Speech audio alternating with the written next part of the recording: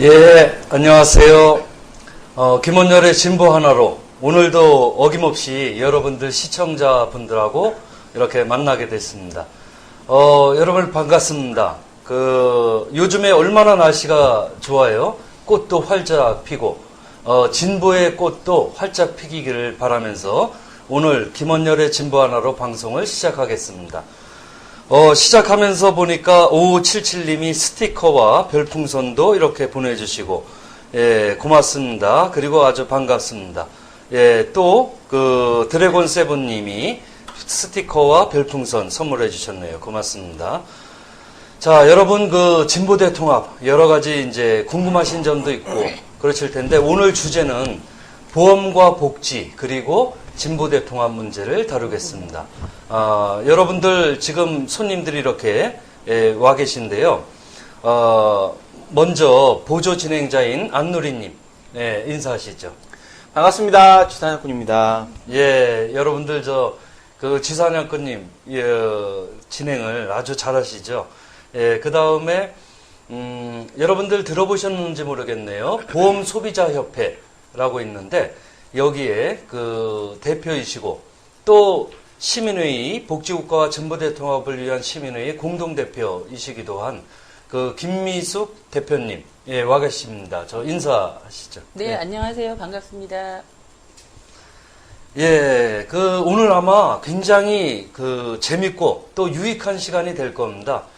보험 문제와 복지 문제를 연관해서 이야기를 하게 될 텐데요. 이어서 퀵 서비스에서 장용호 사무처장님 나오셨습니다. 예, 인사하시죠. 네, 반갑습니다. 자, 우리 박수를 한번 치면서 서로 환영의 의미로 시작을 하겠습니다. 예, 여기 시청자분들이 이제 점점 더 늘고 계시네요. 이 고정 시청자분들, 여러분들하고 이렇게 만나는 일주일에 한 번씩 이 시간이 굉장히 소중하고, 그 다음에 반가운 그런 시간입니다. 자, 요즘 어떠세요? 김미숙 대표께서 여러 가지 소비자의 이익, 이권을 보호하기 위해서 또한 그러한 권리를 확보하기 위해서 많은 노력을 하고 계시는 것으로 알고 있는데, 요즘에 어떻게 지내시는지 최근에 상황을 말씀을 좀 해주시죠. 그러니까 일단은 교수님께서 이제 보호라는 단어를 쓰셨잖아요. 소비자 보호라는 단어를 쓰셨는데 저는 그 단어를 굉장히 싫어합니다. 네. 왜냐하면 소비자는 보다 아주 약한 존재이기 때문에 누군가로부터 보호를 받아야 될 것 같다라고 하는 생각들을 많이 하실 텐데 그게 아니라 보험회사에 대응해서 소비자는 굉장히 큰 힘을 갖고 있어요. 그런데 흩어져 있다 보니까 이게 이제 약해 보이는 거고 그 다음에 보험 소비자의 권리는 자기가 지키고 그 다음에 행사할 수 있는 어떤 그런 것들을 가져야 되는데 그런 게 없다 보니까 보험회사부터 많이 당해왔고 살았거든요. 근데 이제 최근에는 보험 소비자가 보험을 스스로 알아서 보험을 선택을 하거나 또는 보험사하고 싸워서 이제 이겨내고 뭐 이런 것들을 갖다가 할 수 있는 정보들을 이렇게 제공을 하는 과정들을 거치면서 책도 써서 알리기도 하고 스스로 보험명 탈출을 하십시오라고 말씀을 드리기도 하면서 여러 가지 활동을 하고 있는데 이게 개별적으로 보험회사하고 싸우다 보니까 너무 지치고 힘들더라고요. 그런데 제도적 측면에서 뭔가를 좀 고쳐내면 자연적으로 소비자 보호를 소비자의 권리를 보장해 주지 않으면 보험회사도 시장에서 퇴출당하겠구나라고 하는 이기감을 느낄 정도로 소비자 힘을 키우기 위한 어떤 제도 개선 이런 것들을 하기 위해서 활동하고 있습니다. 예, 그러니까 소비자는 보호의 대상이 아니라 스스로 자신의 권리, 권익을 지킬 수 있고 또 그리고 그러한 권익을 보장하기 위해서, 보장받기 위해서 이렇게 적극적으로 노력을 할 수 있는 네. 그런 것으로 이해를 하고요. 장용호 사무처장님은 어떠세요? 요즘에 어떻게 지내시는지? 네, 지난주에는 지난주부터 저희 퀵 기사분들이 이 보험 문제에 관해서 모르는 부분 저희가 아는 한도 내에서 알려드리고 선전해 드리려고 선전 준비했고, 오늘 월요일부터 선전전 준비를 했습니다. 시작을 했습니다. 선전전을. 한 분이라도 더 많은 분이 보험에 관해서 좀 알고 보험회사에 이 돈을 강제로 안 뺏겼으면 좋겠습니다. 그런 부분들을 알리고 있습니다. 제가. 예. 퀵 서비스의 어떤 보험 문제, 예, 네. 이런 부분은 앞으로 논의 과정에서 나오게 될 거고요. 굉장히 사실 우리 사회에서, 다양한 방식의 보험을 하나 이상으로 이렇게 들지 않은 분이 없을 정도로, 예, 5577님이 파산 상태라 보험도 해자도둠이라고 그러셨는데, 보험을 이제 들고 있다가도 사정이 생겨서 해약을 하기도 하고, 이렇죠.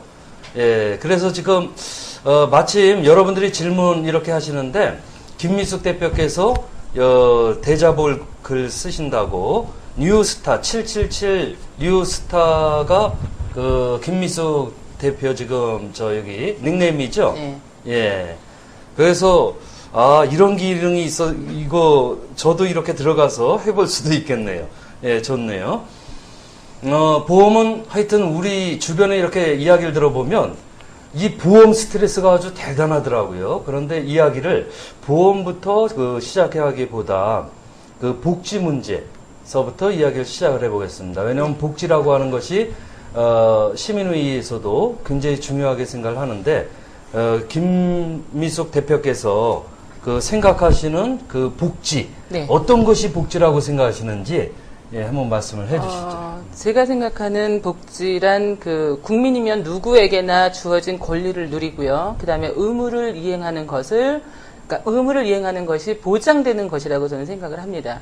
국민의 5대 권리인 평등권, 자유권, 참정권, 사회권, 청구권을 국가로부터 보장받는 대신에 국민도 국가를 위해 국민의 4대 의무인 국방, 교육, 근로, 납세의 의무와 그다음에 환경 보전의 의무 및 공공 복리의 의무를 져야 한다라고 생각을 하는데요. 특히 사회권은 국민이 인간다운 생활을 좀 할 수 있도록 국가에 요구할 수 있는 권리인데 근로권, 교육권, 환경권 등이 있다라고 합니다. 일을 하고 싶어도 일거리가 없을 때 근로권을 행사하고 일 좀 달라고. 그 다음에 교육을 받고 싶은데 돈이 없어서 받을 수 없다면 국가에서 나를 교육을 좀 시켜주십시오라고 하는 요구할 수 있는 권리를 좀 행사를 하고요. 교육권을 행사하고, 그 다음에 안전한 환경에서 살아갈 수 있게 만들어줄 것을 요구하는 환경권 등을 행사할 수 있습니다. 그런데 국민은요, 국가 정책에 참여하고 투표를 해야 할 권리, 이게 이제 참정권이라고 하더라고요. 이걸 참 게을리하고, 그 다음에 교육권은 상품으로 포장되고, 사교육업자와 보육업자의 돈벌이 수단이 되어서 돈을 주고 국민의 권리를 사야 한다. 이렇게 돼버렸습니다. 또한 인간다운 생활에 빠질 수 없는 것이 건강권인데요. 이마저도 재정 부족을 이유로 개인의 사유재산으로 운영되는 의료업자가 90%의 영역에서 국민의 생명을 담보로 돈벌이를 하고 있습니다. 근로권은 개인의 능력에 따라서 쟁취해야 하는 양육강실의 정글의 법칙, 즉 나의 것을 위해서는 타인의 것을 뺏어서라도 챙겨야 남보다 더 잘 살 수 있고, 그렇지 않으면 자살을 선택하도록 강제되고 있는 사회가 지금 근로권을 보장받지 못하고 있는 사회라고 봅니다. 얼마 전에 국가 비전 논쟁을 할 때도요, 복지에 대해서 성장이 우선이다. 재정이 부족하니 조금씩 대상을 확대해 가자. 힘을 가진 후에 좀 생각해 볼 일 아니냐 등 마치 정치인이 국민에게 베푸는 기부처럼 복지를 말씀하시는데요. 복지는 결코 특정인의 베품이 있으면 고맙다고 받고 못 받아도 그만이 아니라 국민의 권리와 의무임을 각성해야 한다고 생각을 합니다. 예, 복지라고 하는 것이 여러 가지 권리가 있는 것이다. 물론 이제 우리 사회에서 의무도 있겠지만 여러 가지 권리적 측면을 강조를 많이 하셨네요. 사실 복지라는 것을 쉽게 표현을 하면은 잘 사는 것이 복지인데요. 이 잘 사는 것이 시혜적인 방식으로 그 획득되는 것이 아니라 바로 그 자신의 권리를 찾는 것, 그동안 그 잃어버린 권리를 찾는 것, 이런 걸로 복지를 그 설명을 하셨습니다. 여기 계신 안누리님은 복지, 예, 어떻게 생각을 하십니까? 복지요? 예. 뭐 복지 별거 있나요? 잘 먹고 잘 살게 하기 위한 방법이 복지죠. 예. 네. 그 초대 손님은 어떠세요? 장영호 사무처장님. 예. 이 복지도 저희도 퀵 라이더들도 다 대한민국 국민인데 전혀 제도권 안에 들어가지 못하고 있습니다. 그러니까 프로그램사나 예를 들어 업주들이 아예 저희도 나라에서 만만하게 보니까 그런지 제도권이 없으니까 어떤 형태로든 저희 피를 빨고 있습니다. 전 보험도 똑같고요. 보험도 우리가 기사들이 보험을 적재물 보험이라는 명분을 만들어 가지고 한 명이서 적재물 오토바이 한 대 가지고 적재물 보험을 5군데 들어요. 만 원씩 5군데를 넣습니다. 프로그램을 5개를 사용하면 5군데를 다 넣어요. 근데 그 보험도 실제 안 넣는 프로그램 회사들이 더 많이 있습니다. 근데도 보험, 적재물 보험이라는 명목으로 저희한테서 강제로 착취해 가는 형태입니다. 이게 무슨 복지가 되겠습니까? 저희한테는. 너무 먼 나라 이야기 같습니다. 네.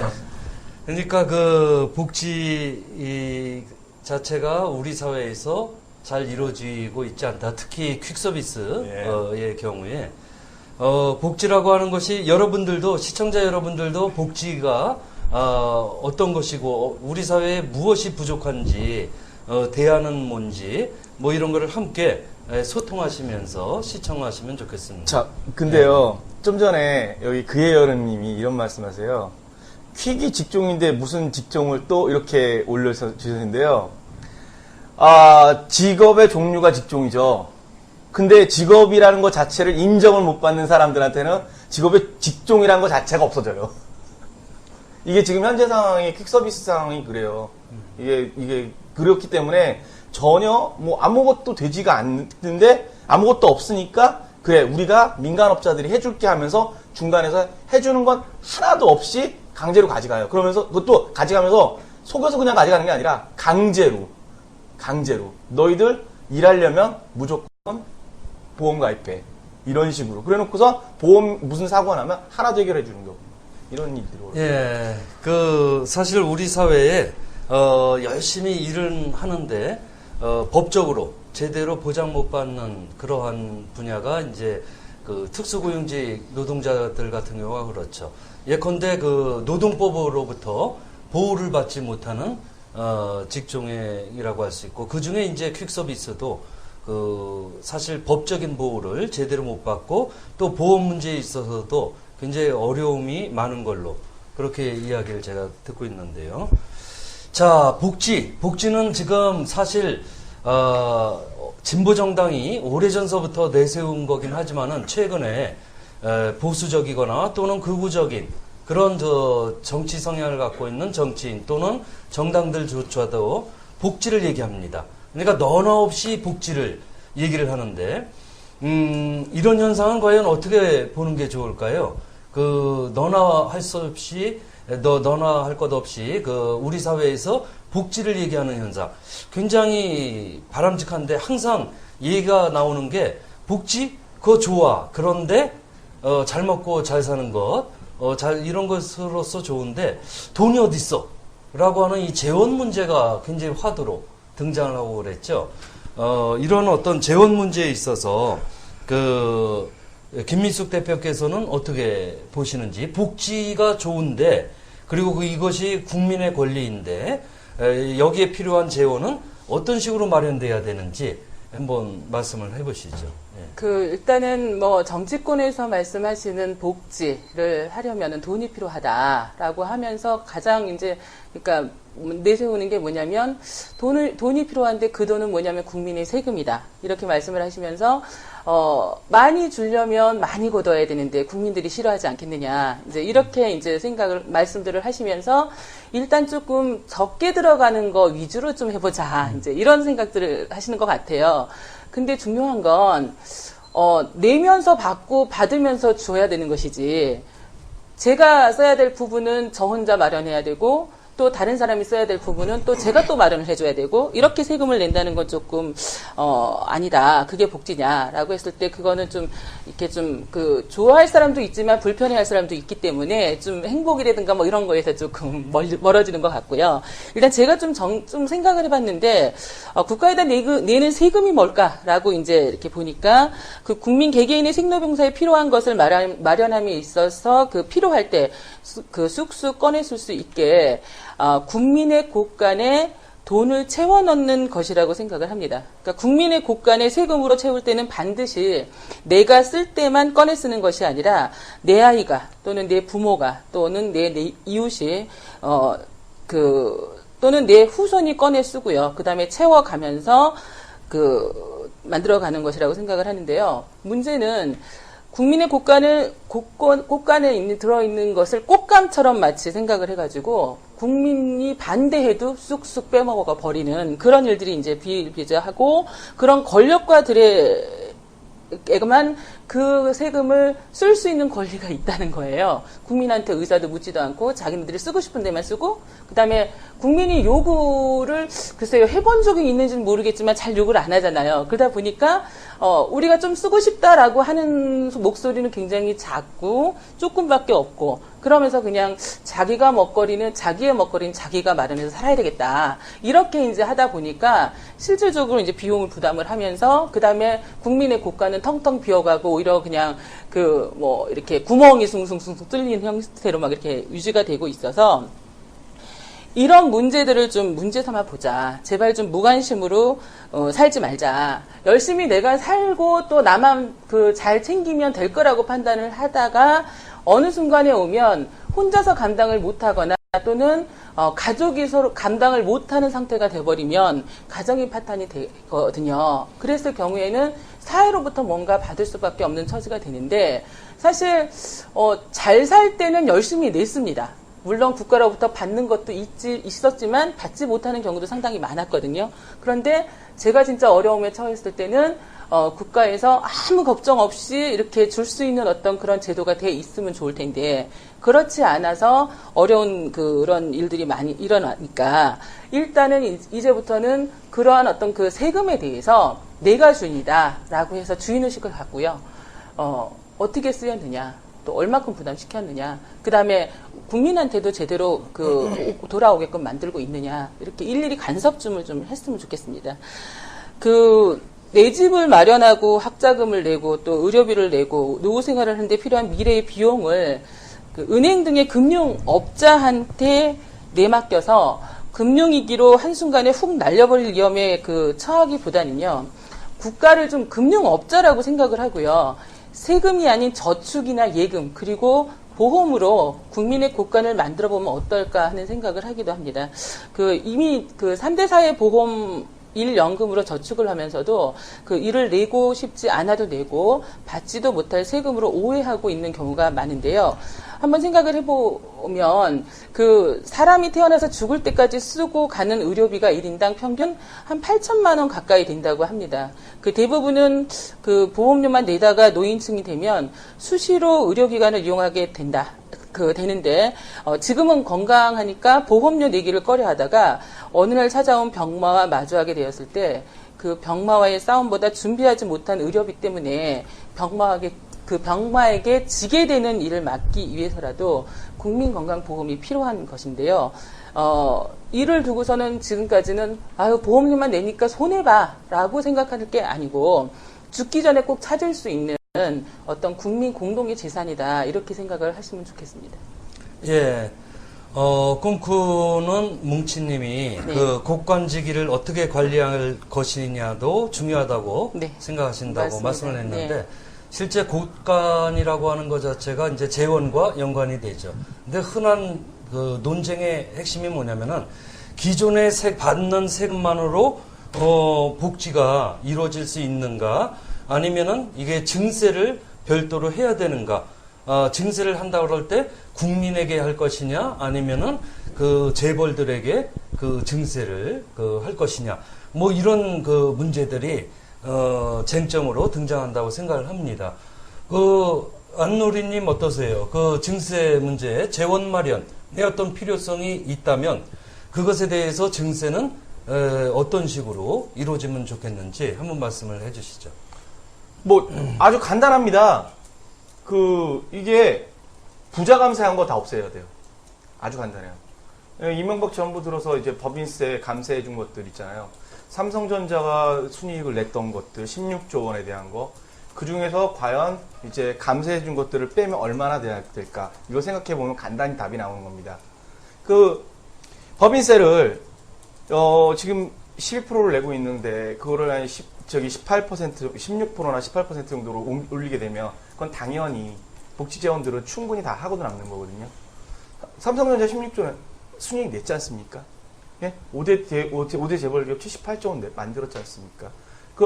우리가 일반 국민들, 근로자들을 이런 사람들한테는 아무 의미가 없는 거죠. 그리고 정말 답답한 부분이 있어요. 저기 퀵서비스 기사들도요, 세금을 내고 싶어요. 세금을 낼 수는 있어요. 우리가 퀵서비스 기사가 세무서에 신고해서. 근데 그걸로 인해서 아무런 혜택이 없는데 우리가 세금을 낼 수는 없는 거 아니에요. 퀵서비스 기사들이라는 것에 대한 걸 직종에 대한 인정을 받고, 그렇게 해야지만 그거를 갖다가 세금을 낼 생각을 해야 되는데, 아무런 보장도 없이 이 특수고용직은 세금은 낼 수 있습니다. 하지만 보장은 아무도 없어요. 이건 완전히, 대기업들 같은 경우는 막 그렇잖아요. 우리가 대기업이니까 돈 많이 벌었어. 그러니까 세금 많이 냈어. 그러니까 우리는 맘대로 해도 돼. 우리는 특별해. 그래서 우리는 잘못해도 잡혀가지 않을 수 있어. 이런 생각하는데 우리는 그런 게 없잖아요. 네? 제발 한 만큼 돌려받자. 네? 그게 궁금한 것 같아요. 그리고 또 하나 정말 중요한 거 투명성. 이 투명성이 없어요. 이거 도대체가. 복지를 하기 위한 투명성이란 게 아무것도 없어요. 네? 어디다 뭘 썼는지 몰라요. 이해가 안 되는 일들이 지금 벌어지고 있는 거죠. 예, 우선 복지의 재원 마련에 있어서는 기존에 있는 잘못 쓰이는 부분, 불투명하게 쓰이는 재원들을 투명하게, 그리고 효율성을 높이면 어느 정도의 재원은 마련될 수가 있겠죠.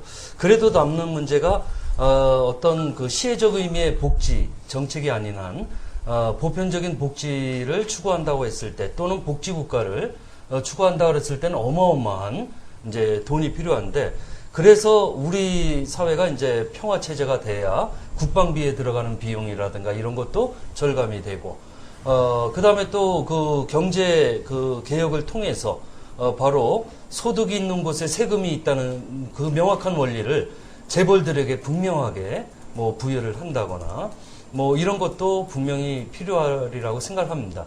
특히나 복지에 있어서 중요한 게 그런 거죠. 아니, 일자리가 없는데 그 속에서 어떤 복지를 기대할 수 있겠어요. 우리 사회의 실업률이 이렇게 높고, 그런 상황에서는 이제 일자리 문제도 해결이 돼야 되고, 그 다음에 병 들었을 때 돈 없이도, 복지 혜택을 받을 수 있는, 권리로서의 복지죠.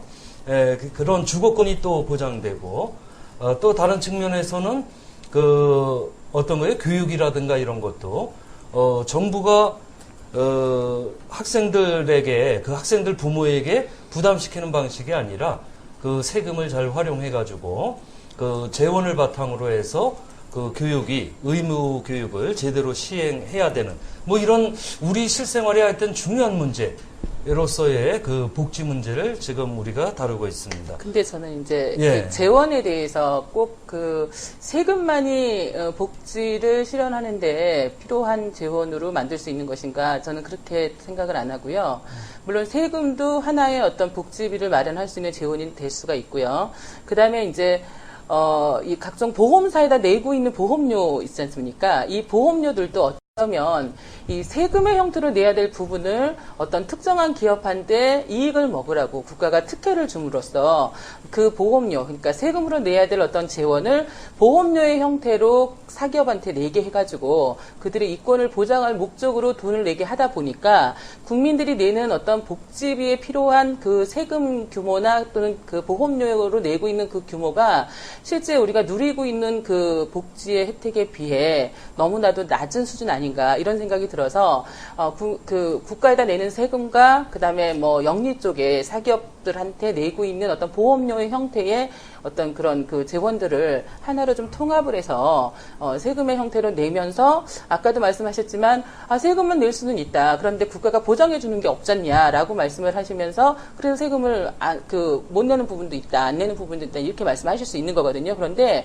반드시 돌아간다라고 하는 것들을 그 믿고 또 확정적으로 뭔가 그 제도화 시켜주면 국민들이 봤을 때에 어떤 것이 그러니까 민간과 세금으로 내는 국가기관에 내고 또 민간에다 내고 양쪽으로 나눠서 내는 어떤 그런 그 비용들을 한쪽으로 그 국가 재원으로 마련을 해줘서 내는 것하고 비교해서 어떤 게 개인들한테 또 이익이 있을까 따져봐서 그런 것들을 선택할 수 있도록 해줘야 되는데 지금은 이것이 양쪽으로 나눠서 내라라고 강제되다시피 돼 있어서 그런 것들이 국민의 비용은 유발을 많이 시키면서 그거에 대한 혜택을 많이 누리지 못하고 사는 것 같아요. 그래서 꼭 반드시 증세라든가 뭐 이런 것뿐만이 아니라 또는 다른 재원 쓰던 것들을 복지 그 비용으로 좀 바꿔서 써달라라고 요구하는 것도 좋은데 민간으로 세고 있는 어떤 세금의 성격의 그런 비용들을 다시 세금으로 낼 수 있게끔 아까 제가 처음에 말씀드렸듯이 금융업자한테만 저축을 하거나 뭐 노후연금을 받을 목적으로 이런 것들을 축적을 하는 게 아니고 그 국민의 곳간에다가 쌓아놓고 그거를 이렇게 바로 쓸 수 있게끔 이렇게 하면 좋겠다라는 생각이 들거든요. 예, 우리가 보통 보험이라 그러면은 그 온갖 다양한 그 보험이 있을 수가 있겠죠. 공적인 보험이 있고 그거를 보통 사회보험이라고 우리가 통칭하는 그 예를 들어서 국민건강보험이라든가 또 그 산재보험 그리고 또 고용보험 뭐 이러한 보험들이 있지 않습니까? 이런 거에 비해서 우리가 그러한 보험 공적인 보험뿐만 아니라 실제로는 그 사적인 기업의 형태로 그 보험금을 이렇게 내는 보험료를 내는 그 보험료죠. 예. 보험료를 내는 이러한 식의 어떤 보험 문제로 자연스럽게 넘어가는데 네. 노래 한 곡 듣고 잠시 쉬었다가 보험 얘기를 본격적으로 하도록 하겠습니다. 네. 자, 잠깐 휴식 시간. 네. 네.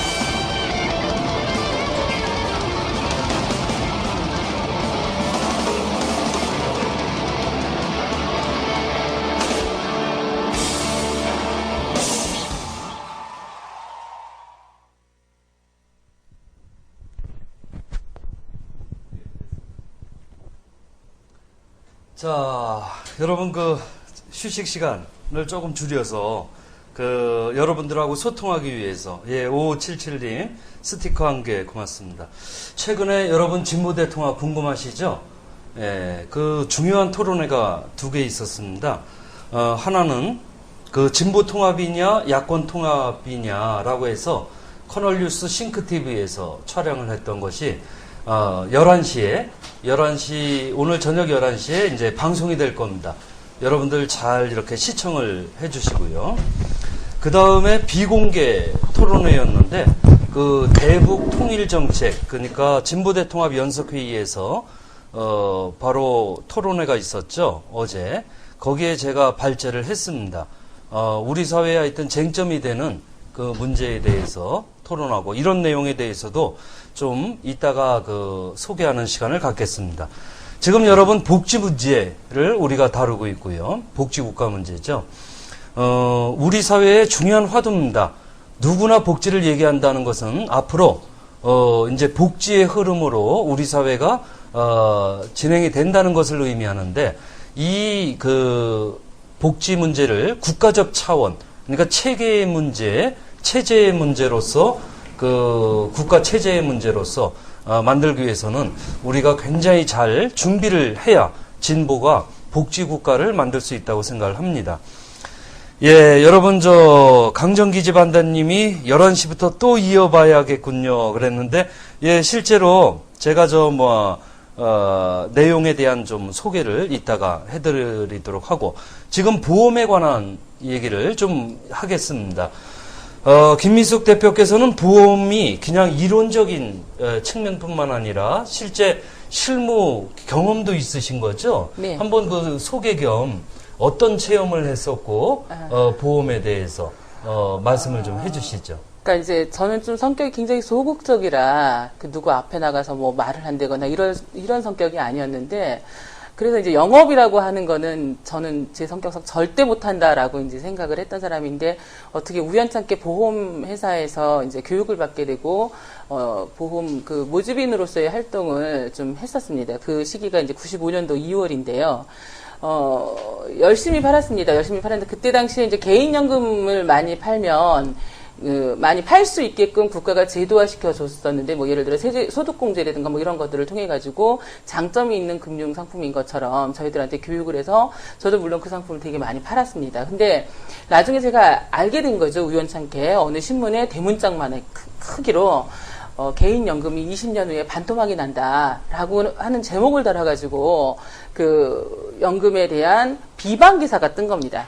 그러니까 지금 생각해보면 그때 2002년도인가 그 기사를 봤었는데 지금 생각해보면 그렇게 중대한 보험의 결함에 대해서 얘기하는 기사가 지금 생각해보면 나올 수 없는 건데 왜 나왔나라고 해서 지금 생각해보면 그때 당시에 연금을 열심히 팔다가 갑자기 이제 연금 시장이 포화가 되니까 새로운 보험 시장을 이렇게 열고 싶었던 거죠. 그래서 그 새로운 시장이 뭐였냐면 죽으면 사망보험금을 주는 종신보험 시장을 새로 만들기로 이제 작정을 하고 그 시장을 크게 하려 그러면 기존의 시장을 다시 이제 죽여야 되는 그런 문제가 있는 거죠. 그러면서 개인연금을 비방하고, 그러니까 종신보험을 판매하기 위해서 대문짝만하게 이제 기사를 냈는데 우연찮게 제가 그 기사를 보면서 제가 모집인으로서의 어떤 양심을 가지고 영업을 했다고 생각을 했는데 결국에는 제가 보험 가입자를 속여버린 꼴이 됐다라는 거를 신문기사를 통해서 보고 알게 되면서 그러면서 제가 이 보험에 겉만 있는 게 아니라 속이 있나 보다라고 해서 속을 들여다보기 시작을 한 지가 벌써 딱 10년 됐습니다. 10년 됐는데 정말 양파예요. 까면 깔수록 그 안에는 보험이라고 하는 어떤 장치를 이용을 해서 국민의 재산을 야금야금 갉아먹고 있는 그러한 어떤 악마와의 손길이라고 해야 될까요? 이런 것들이 뻗쳐 있다는 걸 알고서 하나씩 지금 걷어나가는 일들을 하고 있는 상태입니다. 예, 그런 어떤 직접적인 체험을 네. 바탕으로 해가지고 저도 이 책을 읽어봤는데 보험회사가 당신에게 알려주지 않는 진실이라는 이런 책을 저 직접 네. 저술을 하셨는데요. 네, 예. 이 책에 대해서 네. 한번 소개를 좀 해줘 보시죠. 네. 이게 어떻게 이 보험회사가 당신에게 알려주지 않는 진실이라는 책은 이게 보험회사에서는 이 불원소적으로 지적할 만큼 보험회사가 감추고 싶은 비밀이 여기 안에 상당히 많이 들어있습니다. 이 보험의 정보는 사실은 모집인이라고 하는 보험을 파는 사람들이 전하는 정보가 진실인 줄만 알고 있었는데 그 정보들은 보험회사 주주라고 하는 그 사람들의 이익을 위해서 제공하도록 만들어진 가공된 어떤 그런 정보들 뿐이었고 제가 여기 이 보험회사가 당신에게 알려주지 않는 진실이라는 책 안에 담은 거는 소비자의 입장에서 보험을 다시 보니까 반대로 보게 되더라는 거죠. 그래서 그에 대한 어떤 방어책, 보험회사와 맞짱 뜰 때 어떻게 맞짱을 떠야 되는지에 대한 내용들도 담겨져 있는데요. 어떤 보험을 가입하려면 또는 어떤 보험들이 있는지 또는 그 보험을 해지를 하거나 유지를 하거나 필요한 정보들이라든가, 그다음에 마지막으로 가장 중요한 거는 보험료를 내는 목적은 보험금을 타먹을 목적으로 내는 겁니다. 근데 타려고 하면 보험회사가 이제는 그때부터 제동을 딱 걸어요. 가입은 되게 쉬워요. 왜? 돈이 들어오니까. 그런데 지급을 할 때는 진짜 어렵게 합니다. 그러니까 그런 얘기 있죠. 화장실 들어갈 때와 나올 때 다르다고. 딱 그 짝입니다.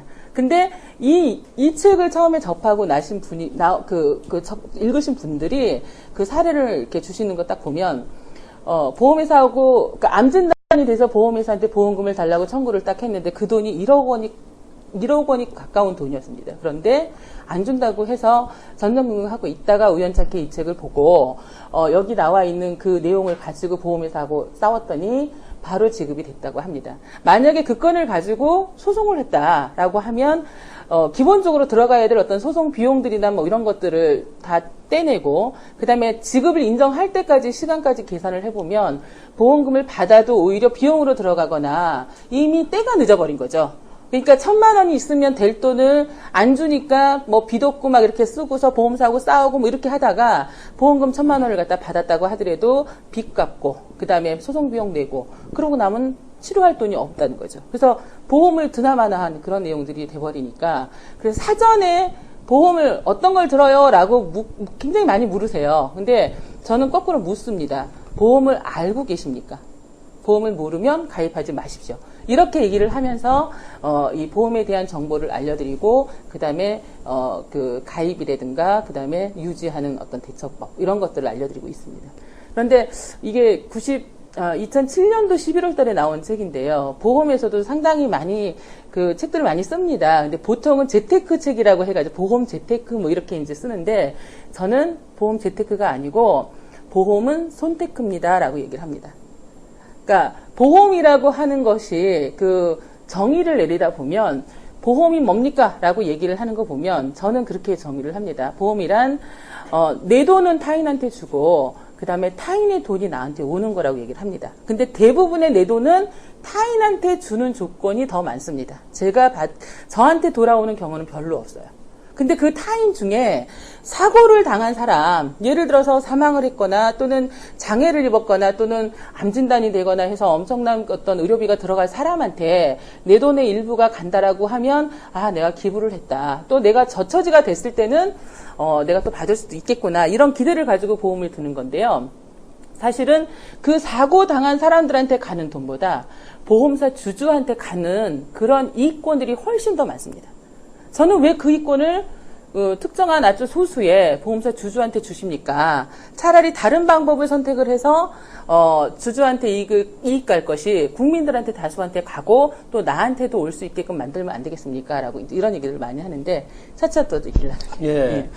그 말씀 중에 그 보험회사 특히 사적인 지금 보험을 얘기를 하는 거죠. 그 기업이 그 보험료를 내는 소비자의 어떤 권익을 보장해 주질 않고 오직 그 사기업으로서의 주주의 이익만 대변하다 보니까 이제 보험금 문제라든가 이런 것이 분쟁이 생기고 문제가 있다라는 건데 어때요? 그 아까 말씀 중에 그 보험은 일단 들기는 쉬운데 그 보험금 문제가 걸려 있다거나 이랬을 때는 굉장히 어렵다. 네. 이게 사실 보험이라는 것이 미래의 불확실한 그 불안감을 네. 그 이용을 해서 장사를 하는 거 아닙니까? 그런데 보험회사들 같은 경우에 반론도 만만치가 않을 텐데 네. 그 전에 퀵서비스 같은 경우에는 어때요? 보험 들기가 쉽습니까? 한번 이야기를 들어보죠. 예. 퀵서비스는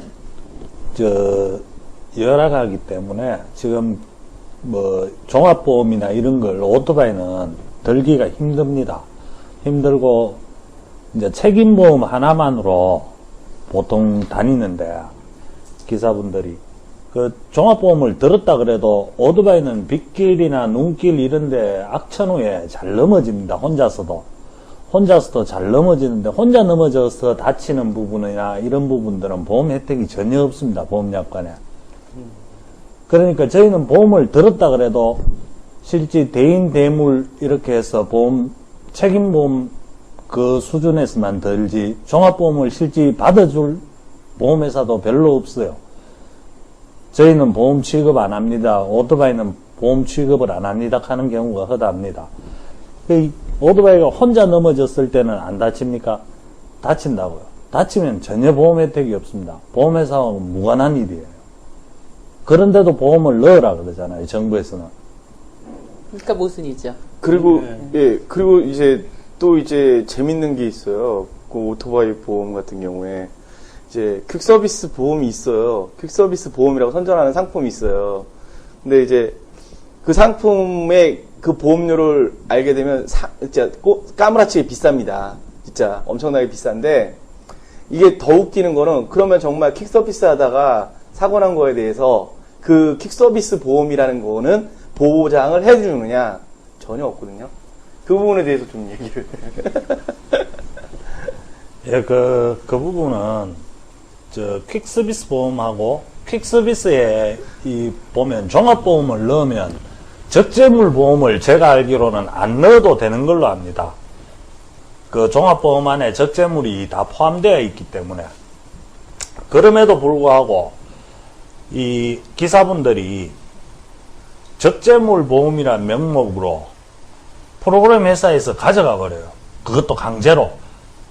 내가 일을 하기 위해서는 프로그램을 열어야 되는데 보험에 보험료가 안 빠져나가면 프로그램이 열리지를 안 하게 만들어 놨어요.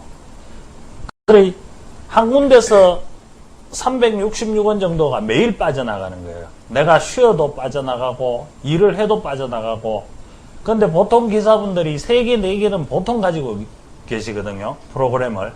그러면 이 프로그램 회사마다 다 366원씩 빼가는 거예요. 거의 평균 10,000원 정도 매달 빠져나가는 거예요. 그러면 적재물 보험이라 하는 그 보험 한 가지를 가지고 4만원이라고 하는 돈을 빠져나간다고요. 4개를 가지고 있으면요. 근데 그 적재물 보험도 저희 기사분들한테 약관이나 이런 부분을 전혀 공지를 안 하고 강제로 빼가가는 거예요. 이 보험 약관을 제가 한번 보니까 저희 일하는 형태는 거의 서류 위주입니다. 서류, 이 동대문 시장이나 이런 데 몇 군데 빼고는 거의 서류를 급하게 뭐 어디 보내야 될 때 우리가 운송을 하는 경우인데 서류는 전혀 보험하고 관계가 없습니다. 또 분실도 오토바이니까 서류 같은 거 싣고 다니면 분실되는 경우가 있는데 이 분실도 전혀 보험하고 관계가 없어요. 혜택을 안 주겠다는 말이에요. 오로지 그냥 예. 강도 가져가는 거. 예. 그리고 저희가 보험을 들었으면 예를 들어 한 A라 하는 보험회사에 보험을 들었으면 프로그램 회사가 4개가 있으면 ABCD가 있으면 보험회사 한 군데다 네 프로그램 회사가 다 계약을 해놨어요. 단체 보험으로. 그랬을 경우는 우리는 한 보험회사에 같은 적재물 보험이라 하는 돈으로 만원, 4만원을 내는 꼴이 나오는 거예요. 예. 그 행복한 걸림이 이런 질문을 하셨는데요. 그 사무처장님께 교통사고 시 국가 일일 노동으로 보상만 나오는지요. 그러니까 이게 보험에 들었을 경우에 다쳤으면 그것이 국가 일일 노동으로 이렇게 보상이 나오는지 구체적인 질문을 하셨네요. 예. 이건 제가 실제 당했는 일입니다. 제가 기사로 일을 할 때, 공항 쪽에서 사고가 났습니다. 차량이 잘못했는 관계로 사고가 8대2가 나왔을 거예요. 과실이 8대2로 잡혔는데, 저 같은 경우는 일을 못하니까 병원에 거의 한 8개월 가까이 있었는데, 8개월 동안 일 못했는 거 하면 실제 내가 벌었는 돈, 그걸 80%를 준다 그러는데, 보험회사에서 나와 다리 부러져가 기부수를 다 하고 있는데, 빨리 합의 보고 퇴원만 하래요. 다리 부러져가 집에 퇴원하면 뭐합니까? 80% 보험금 몇 푼 더 받자고 저희 퇴원 안 하고 있었거든요. 근데 실제 이게 우리가 나가면 15,000원을 버는 게 아니라고요. 2만원을 버는 게 아니고. 근데 2만원에 대한 일일 보장을 해주는 거예요. 매일. 저희가 킥을 나가면 지금 착취당하고 이러니까 실제 15만원, 17만원을 찍어도 내가 가져가는 거는 10만원을 채 못 가져가요. 실제 저희가 가져가는 돈은. 그런데 보험회사에서 15,000원, 2만원으로 저희 일당을 책정을 합니다. 그건 보장이 저는 전혀 안 된다고 봐요. 지금은. 그러니까 이 문제는 이제 그 국세청 세금 조세와 관련한 문제이기도 하거든요.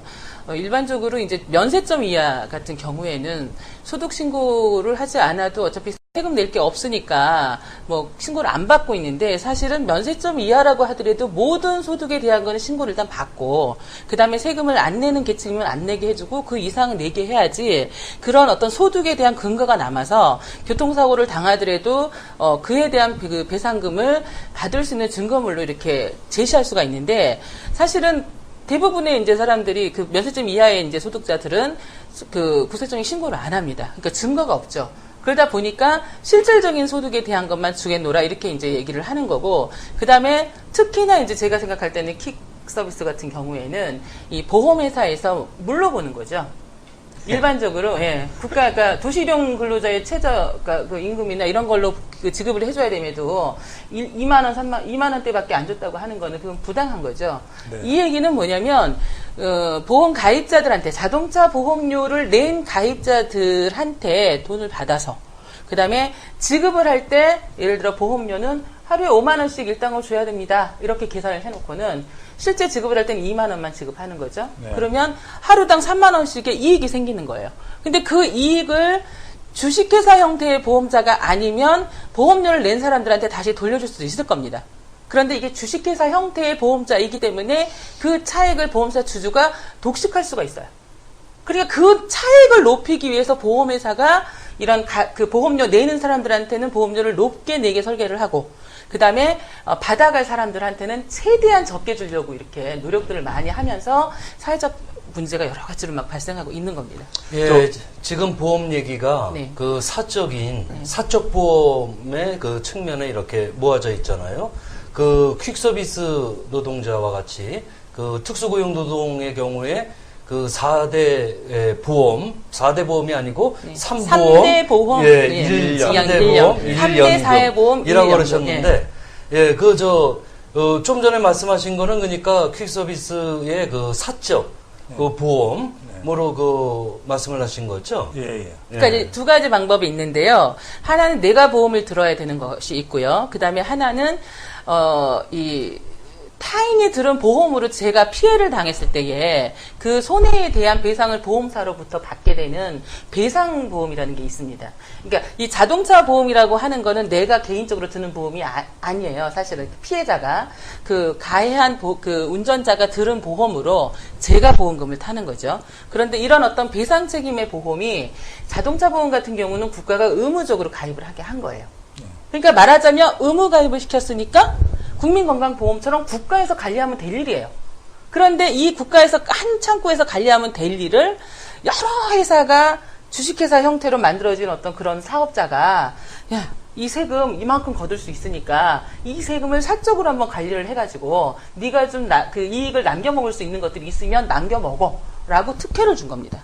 그런데 그 특혜를 받았으면 적당선에서 좀 이렇게 남겨먹으면서 좀 사회적 문제를 안 일으켜야 되는데 그걸 도를 벗어나 버린 거죠, 보험회사가. 그래서 이제는 의무가입시킨 이 보험을 다시 공공의 성격으로 되돌릴 수 있게끔 자동차 보험 일원화를 그러니까 자동차 보험 공적 전환을 하게 한다든가 아니면 다른 보험과 좀 통합을 해가지고서 운영을 할 수 있게끔 한다든가 이런 식으로 좀 재구성을 해야 될 필요가 있다. 이렇게 말씀을 드리고 싶어요. 예, 그 안누리님이 좀 전에 말씀을 좀 하시려고 했던 게 있던 모양인데. 예. 네. 그런 거죠. 저도 이제 김미숙 선생님이 하시고 싶은, 김미숙 선생님께서 제가 하고 싶은 말을 해주신 거예요. 저희 이들 입장에서는 그런 거예요.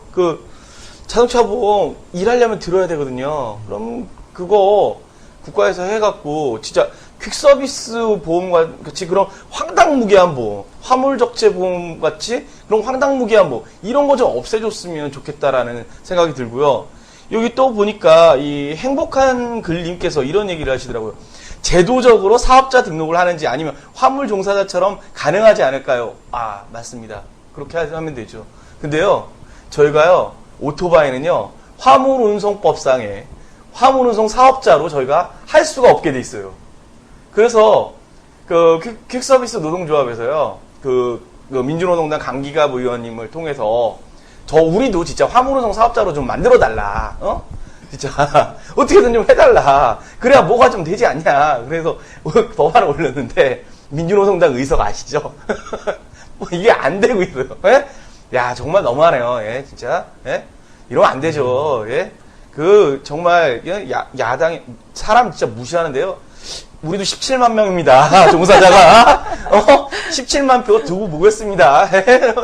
그런 식으로 하시면 정말 안 되는 거죠. 아주 개무시하는데요, 이거.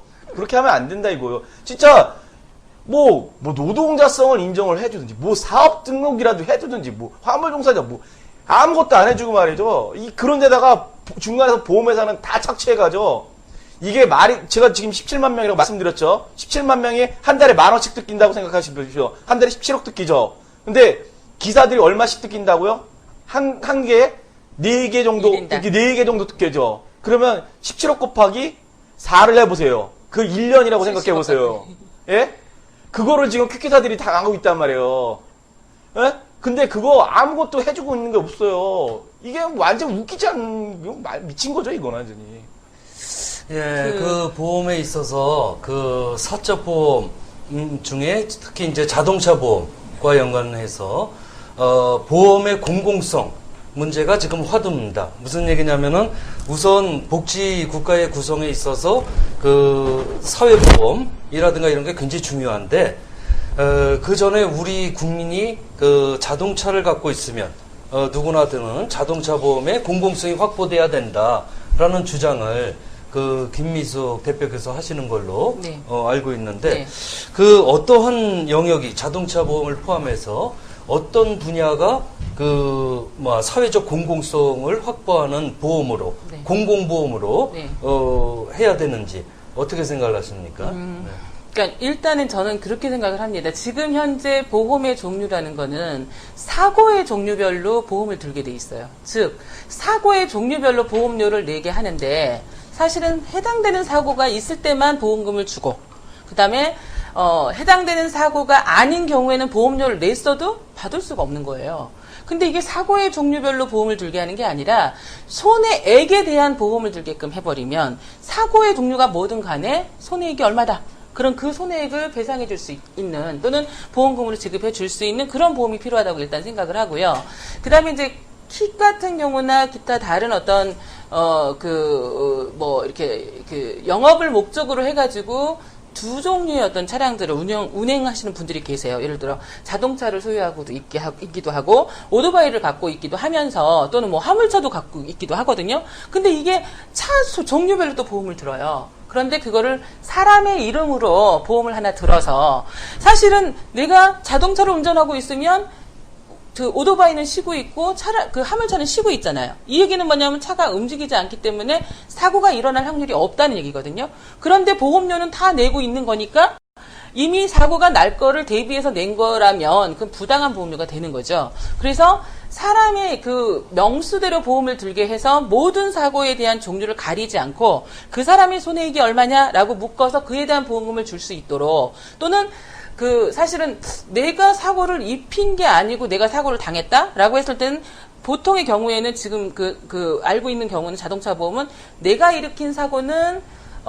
타인한테 물어주고 그다음에 타인이 저한테 일으킨 사고는 그 타인이 든 보험으로 물어주는 걸 돼 있거든요.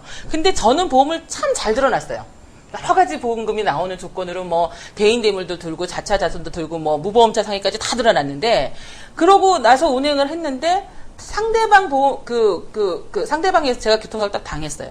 근데 그 가입자가 책임보험도 안 들어버리는 무보험 상태가 돼버린 거예요. 그럼 저는 보험에 대한 그 구성에 대해서 하나도 빠짐없이 다 들고 그에 대한 보험료를 싹 다 내놨는데 그 사고 가해자가 하나도 보험을 안 들어서 제가 받을 수 있는 보험금이라고는 어떤 것이 있냐면 제가 들어있는 이 강제보험이 하나가 있습니다. 뭐가 있느냐면, 뺑소니 무보험사에 의해서 정부보장사업보험이라고 책임보험에서 보험료를 약간 떼가는 게 있거든요. 그거에 대한 걸로 보험금을 받고, 그 다음에 그건 또 한도가 또 있어요. 그래서 그걸 초과하는 큰 사고면 이제 2억 원 한도에서만 보험금을 받는 그런 걸로 이제 결국엔 제가 든 보험으로 제가 가해를 당했는데도 불구하고 제가 든 보험으로 보험금을 받아야 되는 이런 일들이 발생하고 있거든요. 그래서 차라리 제가 교통사고를 당했어도 타인이 든 보험이 아니라 제가 준비한 보험으로 보험금을 받을 수 있으면 그러면 오히려 더 안전하게 위험에 대비할 수가 있는데 반대편에서 그 가입한 걸로 보험금을 받게끔 조건이 만들어지다 보니까 결론적으로는 광고는 그렇죠. 서비스 최고로 잘해줄 겁니다라고 얘기하지만 가입은 최고로 해줄 수 있을 거예요. 가입하는데 필요한 정보나 이런 것들은 제대로 제공을 하는 서비스가 좋을 거예요. 그런데 보험금 받을 일이 딱 생기잖아요. 그러면 제가 든 보험사에서는 아무것도 하지 않습니다. 하다못해 법률적인 자문이나 이런 거라도 좀 해주면 좋으련만 아무것도 없어요. 다만 내 보험료만 먹었을 뿐이에요. 그리고 실제 가해자에 대한 보험사에 대해서는 그 보험사에 맞짱 떠들 수 있는 전문가는 사실은 제가 들어있는 보험사일 수도 있거든요. 그럼 그 보험사에서 직접 대응을 해줄 수도 있어야 되는데 그게 아니라 오로지 보험맹인 제가 그 거대한 보험사하고 싸워가지고 그들이 인정하는 부분만 제가 배상금으로 받아야 되는 것이지 제 배상금이 얼마니까 그걸 다 받는다? 이건 상상도 할 수 없는 얘기입니다. 근데 그 이유가 뭐냐면 이쪽은 너무 작고 그 다음에 보험회사는 한 달에 한 1000여 건 정도가 하루에 한 1000여 건 정도가 사고가 새로 생긴대요. 이 얘기는 뭐냐면 보험금 지급에 대한 노하우를 계속 연습하면서 쌓아가고 있는 거죠. 근데 피해자는 어쩌다 평생 한 번 있을까 말까 한 이 사고에 대해서 어떻게 대응을 해야 되는지 이걸 모른다는 거죠. 그래서 차라리 이 보험을 그 차의 종류별로 싹 다 들게 하고 그 다음에 교통사고를 당하면 제 보험이 아니라 타인이 든 보험으로 보험금을 받아야 되고 이렇게 하지 말고 내가 들은 보험으로 하나의 어떤 그 보험자한테 관리가 될 수 있게끔 좀 통합 좀 하자. 이제 이런 얘기를 하는 겁니다. 근데 그거를 또 이제 보험을 통합하자 이렇게 얘기를 해보면 너무 넓게 생각을 하세요. 근데 그 차차 이제 여러 가지 방법으로 통합을 하는데 지금은 제가 말씀드리는 통합은 의료비와 관련된 통합입니다. 국민건강보험에서 의료비가 나오는 경우가 있고 그 다음에 자동차 사고를 당했을 때 그 손해보험사에서 나오는 의료비가 있고 그 다음에 산재 사고를 당했을 때에 그 근로복지공단이라는 곳에서 의료비를 주는 경우가 있습니다. 그 다음에 가끔씩 이제 배상책임보험 든 사람들 중에서 예를 들어 화재 사고가 났는데 그 화재보험을 들어놓은 게 있어서 거기서 화상을 입었거나 이랬을 경우에 의료비가 그 보험에서도 나오는 경우도 있고 또는 툭탁툭탁 서로 보험은 없지만 서로 이렇게 싸우다가 제가 폭행 가해자로서의 어떤 그런 범죄자가 되고 그 다음에 상대방은 다쳐가지고 이렇게 병원에 가게 되면 그에 대한 의료비는 가해자인 제가 물어주게 돼 있습니다. 이럴 때는 국민건강보험 이런 게 아무것도 안 주거든요. 근데 이렇게 의료비가 그 사고의 원인별로 다 따라가지고서는 이제 의료비를 주도록 돼 있는데 문제는 뭐냐면 이 손해보험사나 근로복지공단에서 그 자동차보험이나 산재보험에서 발생하게 된 의료비 100%를 전해주도록 법적으로 약속이 돼 있음에도 불구하고 이 손해보험사 같은 경우는 그 손해보험사 주주의 이권이 우선입니다.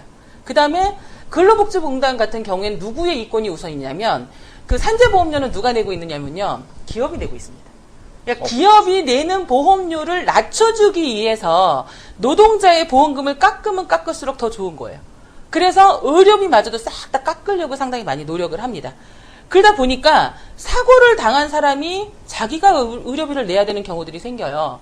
그래서 저희가 얘기를 하기를 이 사고를 당한 사람이라고 하더라도 어찌됐든 국민건강보험 가입자로서의 보험료를 내왔고 그 다음에 그 치료를 받는 그 기간에도 매월 보험료 내는 시간이 되면 꼬박꼬박 국민건강보험료를 내는 사람이다.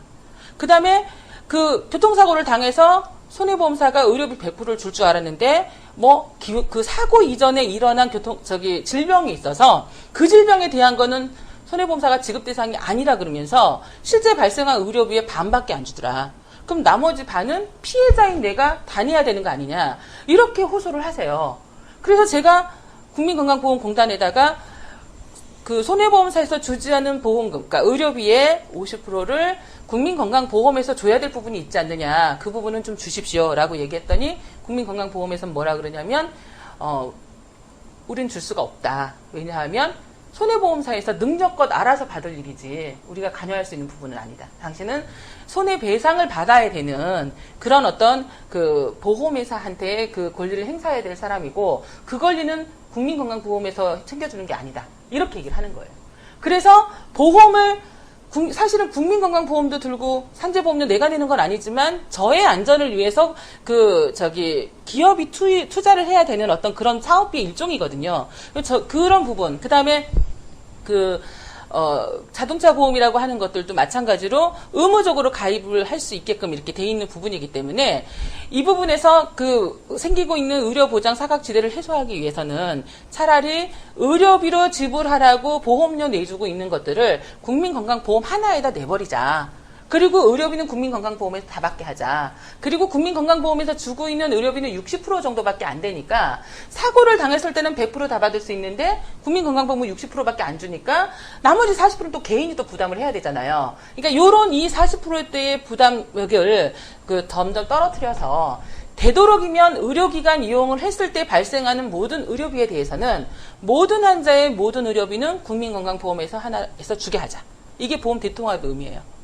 그런데 지금 이제 이렇게 국민건강보험 하나로 이런 시민회의 이런 얘기 들어보셨는지 모르겠는데 그분들의 얘기는 모든 환자의 모든 병원비를 국민건강보험 하나로가 아닙니다.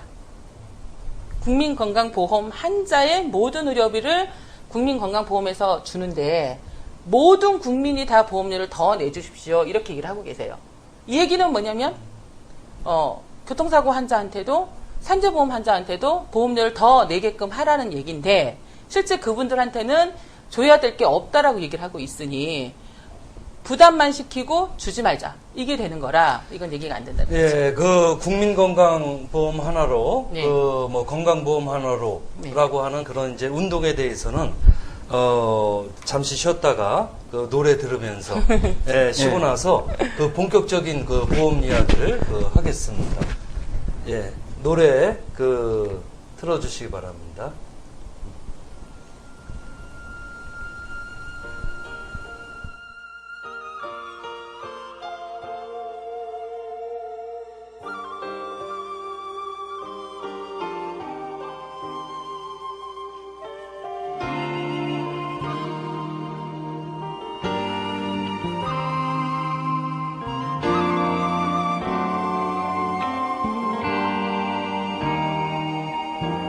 어떤 말을 해야 하는지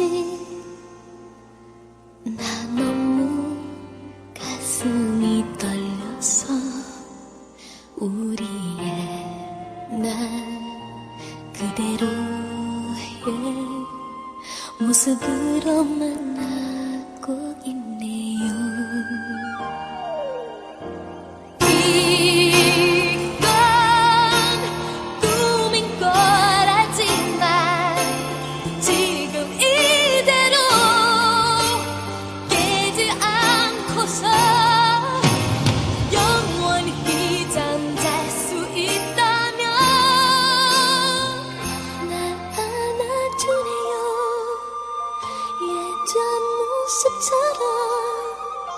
그동안 힘들어진 나를 보며 위로하네요.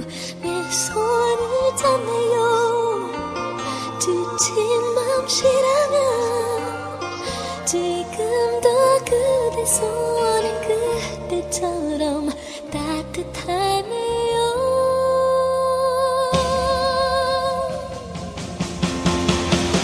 혹시 이게 꿈이란 걸 그대가 알게 하진 않을 거야. 내가 정말 잘할 거야. 그대 다른 생각 못하도록. 그대 이젠 가지 마요. 그냥 여기서 나와 있어줘요. 나도 깨지 않을게요. 이젠 보내지 않을 거예요. 계속 나를 안아주세요. 예전 모습처럼 그동안 힘들어진 나를 보며 위로하네요. 내 손을 잡네요. 지친 마음이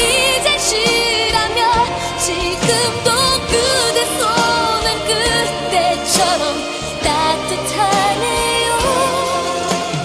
대답해줘요. 그대도 나를 나만큼 그리워했다고.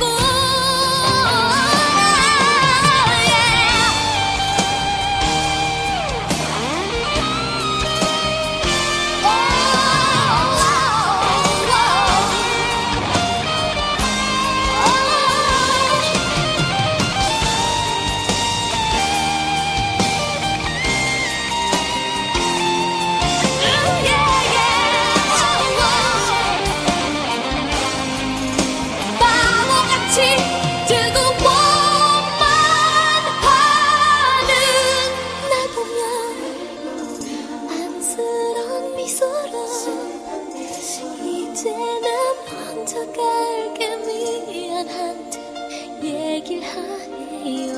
나처럼 그대도 알고 있었군요.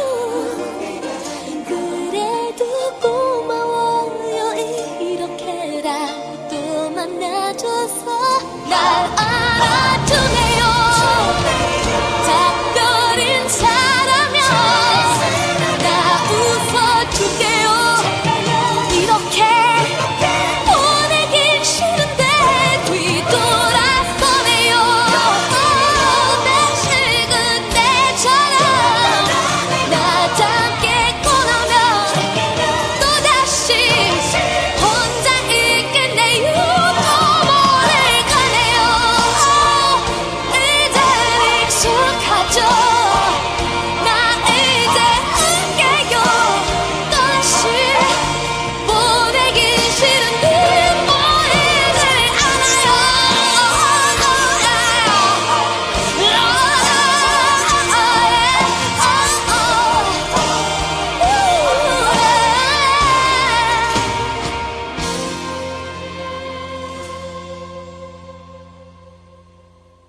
이제 다시 눈을 떴는데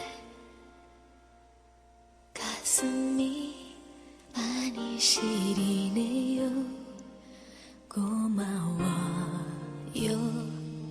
사랑해요. 나 괜찮아요. 다시 오지 말아요. 예, 여러분, 그 보험이 주변에 얼마나 그 일반 생활에 미치는 영향이 큰지는 주변에 제가 이야기를 들어보니까 하여튼 뭐 몇 개씩 보험, 이런 보험, 저런 보험, 이 사적인 보험을 들지 않을 수 없는 분위기, 사회적 분위기가 그 속에서 엄청난 가계 부담이 되고 있죠. 그래서 이 보험의 공공성 문제가 우리 그 사회보험의 중요성 못지않게 이렇게 우리 중요하게 다루고 있는데요. 이런 거 보면은 실제로 어때요? 보험의 공공성 부분을 지금 이야기하고 있는데 아마 김미숙 대표한테는 보험 회사들이 네. 사적인 기업들이 굉장히 반론도 많이 전개하고 심각하게 문제 제기를 하거나 벌떼처럼 달겨들 텐데 어떻게 대응을 하고 있습니까?